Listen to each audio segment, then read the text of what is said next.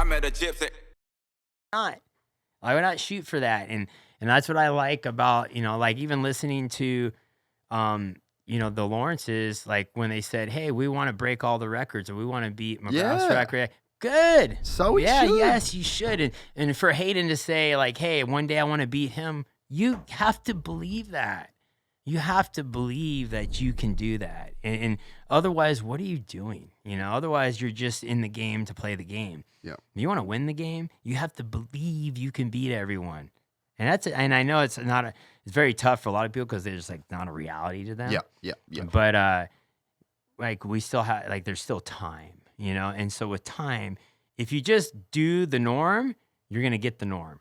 But for me, I like to, and there's no stone unturned, right? And out of the 100 things I try to figure out in the month, maybe 60 of them work and 40 of them are dud, you know? But, and I can wear a lot of people out. I have a lot of energy. I'm very, active. My mind races. I think of a lot of things. I love that part of the sport. I love the competition. I love the learning, the creativity and the problem solving. Yeah, I feel like there's still a whole nother level to this sport. Every about 10 years, the level changes, right? Yeah, Roczen changed the game. McGrath changed the game. Stewart changed the game. I feel like when I say Roczen, I think he was a stand-up style, that kind of one of the first ones to do the Everett style. And then obviously Lawrence has changed the game. Hopefully Hayden's the next game changer, Then when he comes in 5, whatever that year when it could all change, right? I feel like every 5 to 10 years someone changes the sport. Maybe just a little bit, some a lot, but I feel like to do that though, you have to do it different. You can't come in and do the same thing. Like I said, like I tell my kids, if you're going to change the game, you can't do what's already been done. You got to change it. Right.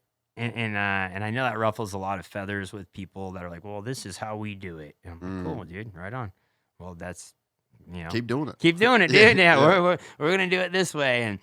And so far it's been working, so. And you only rise to the ceiling that you put on yourself. Yeah.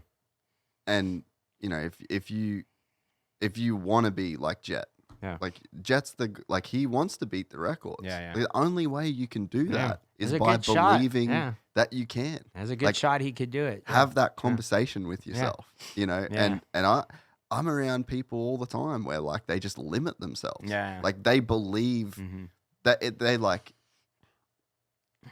they believe the things that they say about themselves. I'm like, do you realize this is just like a casting spells? Dude. I'm like, do you realize this is just a story? Yeah. I can't do this. I don't do this. I'm not this. That's a fucking story. It's a spelling. Yeah, you are Think just about that word. Yeah. You are just telling yourself a story and you're believing the story. Yeah. And it's like there's a level at which like I want to be a hippopotamus. All right, well you're not going to be a hippopotamus. Yeah. So there's a level of reality that you ultimately need to live in. I'm not good at this. So I'm always been bad at that. I don't like that talk. And I catch myself doing that once in a while and I'm like, dude, you got to stop. And people got to understand when you're a high level athlete saying, I'm going to do this. It's because they're trying to program themselves to believe that they can do that. Your mind may not be able to comprehend that, but you have to respect this guy for trying to believe that. You must first believe to achieve. It is. You don't just happen, like they didn't just happen to win these championships by like, oh man, I don't know. I thought I was just good. I guess I'm good. Fuck, I got lucky. I didn't think I could do that, but it just happened. No, dude, they believed. Yeah. McGrath didn't win 72 races off luck. No, he believed. He won 72 races. There were 72 times he went to the line thinking he could win, and the motherfucker didn't. Yeah, he worked at a Honda shop behind the counter in Paris, as far as I remember. Paris, some cycle shop behind the counter as a kid, as a teenager, I guess. And then they built the bike, and he went and raced, and he did good at like Seattle Supercross or something like that. Yeah. And then everyone noticed him. I'm like, what a winners take all story, dude. Like, watch that old movie. Have you seen that old movie? Winners take all. Yeah, you'll die laughing. It was in the 80s about a kid, same story, a small town kid, builds his own bike and then makes it to Supercross and wins the championship. What? Yeah, How have I never you haven't seen seen this? it? What? You'll die. Like, dude, watch it and That's McGrath. You'll laugh, yeah. But it's kind of that story, yeah. Like this kid that, and his story is awesome, man. It's a great story and what he did, he achieved.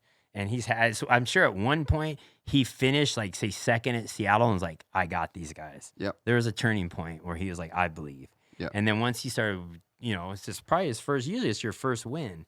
Once you get your first win, not a lucky win, but a real win, like you race to the front and beat everyone, you start believing. And that's when people are like, man, don't let him start winning because he's going to be hard to beat, and you see it with a lot of athletes. What's happened. Yeah. You see it with a lot of athletes. Once they get on a roll, it's hard to stop them. And that's, but in this sport, there's only one winner, Fortunately, there's two classes. So Yeah. we can do some winning while build the skill set, Yeah, I'm glad you said that about Jet, though. Yeah. Like, he just copped so much shit. Yeah. And so many people are like, yeah. And even they were like, oh, wait till you win your first one before you talk like, and it's like, well, he did win his first. Yeah. Like, he said it, and then he fucking backed it up. Yeah. Mm-hmm. It's so, that really like caught me off guard. Yeah. When people went, I'm like, hey, and I've even said this to people. People would always be like, "Oh, get off Jet's dick," or "You just talk him up." And I'm like, "Hey, just if we go by facts here, he actually blew my shit out the water. Yeah, like I was saying how good he was, and I was wrong. Yeah, he's better. He's better. Yeah, I was saying how great he was, and I didn't even fucking gas him up enough. Yeah, and it's like, why would you be mad at that kid?" Saying he wants to break records. Yeah, and I feel like, with a guy like that, great personality, he still does, but I feel like he was pretty flamboyant and outgoing, and I really enjoyed watching his interviews when he was in the lights class. I was I was waiting for what he was going to say. He always said something funny, always made fun of himself, and, built up the other guys, and like he had that was a good persona. I think he had a good, you don't know what he's going to say, and that made me want to tune in. Yeah. And I feel like the sport or maybe the 450 class, whatever, has turned him into more of he's like more serious now. If you enjoyed this content, please like and subscribe. And to listen to the full 3-hour podcast, search Gypsy Tales in your favorite podcast platform or click the link in the description below. Gypsy Gang.